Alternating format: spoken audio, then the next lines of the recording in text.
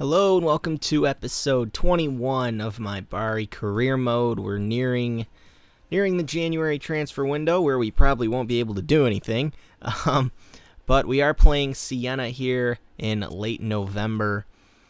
So we do have our first league game, 3 league games in this episode, and then right at the end I simulated another one. And right now we are sitting in 6th, which I think is pretty realistic right now, actually. I think we'll finish right around there. Uchebo in the lineup as always. 9 goals for him so far in the league. He scores a good majority of our goals, and it seems like if it's not him, it's Galano coming up with them. Martinelli, a youth product, is playing on the left wing for this one. He'll be sending in crosses with his left foot.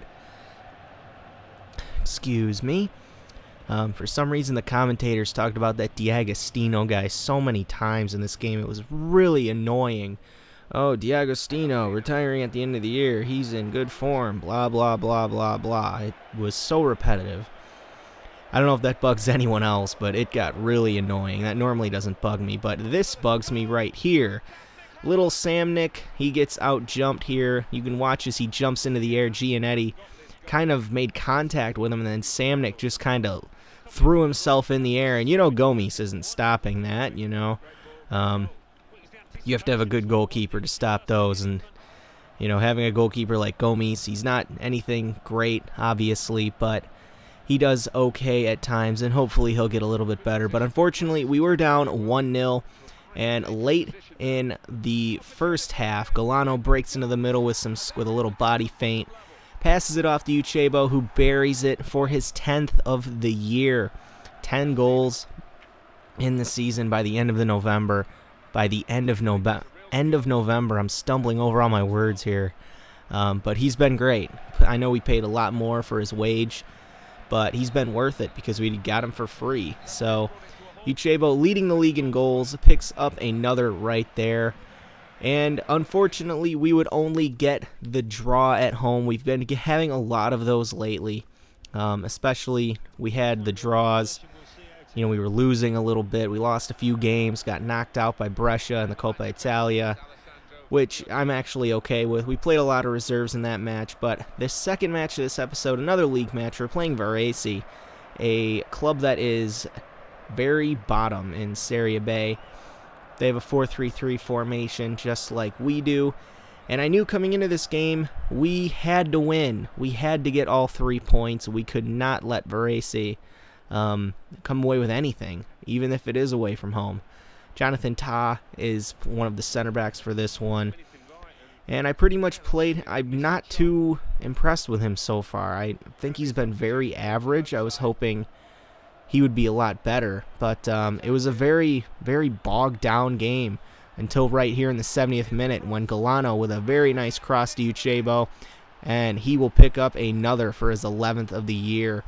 You know, very boring game to this point. I'm not sure why, but it was a midfield battle. And Gomes really didn't have to do much of anything in this game until the very end, which you'll see. However, 84th minute right here, we're still up 1-0. Riley on the ball, Deloney from Liverpool brings it into the middle, finds Scaudone, and Scaudone with some nice little close dribbling right here. Gets around the defense, gets a shot away on his right foot, his weaker right foot.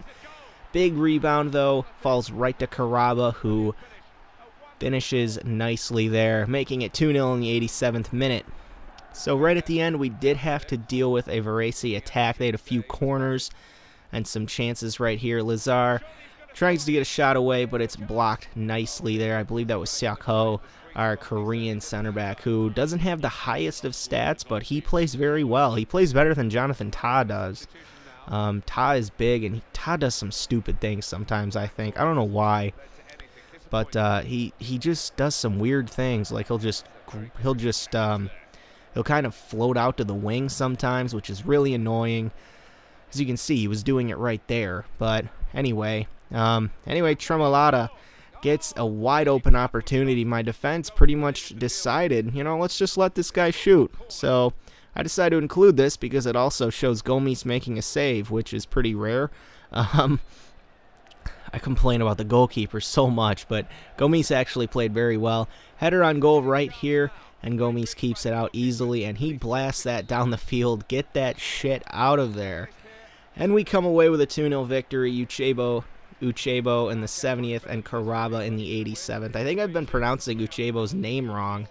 I believe it's Uchebo, not Uchebo. But I don't know. I'm pretty sure it's Uchebo. I'm not totally sure.